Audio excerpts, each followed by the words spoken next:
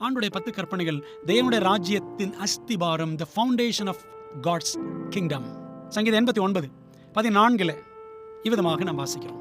நீதியும் நியாயமும் உம்முடைய சிங்காசனத்தின் ஆதாரம். ஆதாரம் அஸ்திபாரம். அப்படி நீதி எங்கே வெளிப்படுகிறது? அடுத்த வசனம் பாருங்க. சங்கீதம் 119 172 வாசிக்கிறோம். உமது கற்பனைகள் எல்லாம் நீதி உள்ளவைகள். அவருடைய சிங்காசனத்தின் ஆதாரம் நீதி நியாயம் என்றால் நீதினா என்ன? அவருடைய கற்பனைகள். இரண்டாவது ஸ்டாண்டர்ட் ஆஃப் ஜட்ஜ்மெண்ட். ஆண்டவர் நியாய தீர்ப்பில் இதைத்தான் அளவுகோலாக வைத்திருப்பார். 10 கட்டளைகளை. யாக்கோபு 2:12 பாருங்கள்.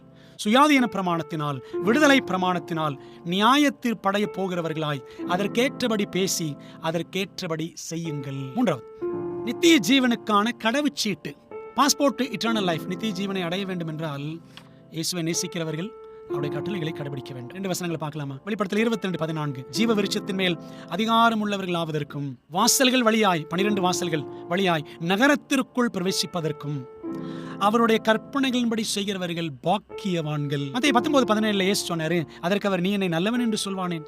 தேவன் ஒருவர் தவிர நல்லவன் ஒருவனும் இல்லையே.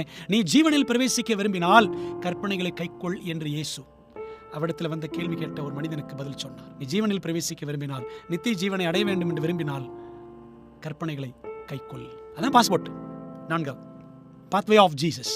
இயேசு கடந்து சென்ற பாதை. யோவான் 15:10 14:15 என்ன வாசிக்கிறோம்? இயேசுவானவர் கட்டளைகளுக்கு கீழ்ப்படிந்தார். நீங்களும் என்னிடத்தில் அன்பாக இருந்தால் கட்டளைகள் கீழ்ப்படியுங்கள் என்றுதான் இயேசு சொல்லுகிறார். அப்ப இயேசுவானவர் அந்த பாதையில தான் போனாரு. பிரமாணத்தின் பாதையில. அதே பாதையில் தான் நாமும் செல்ல வேண்டும்.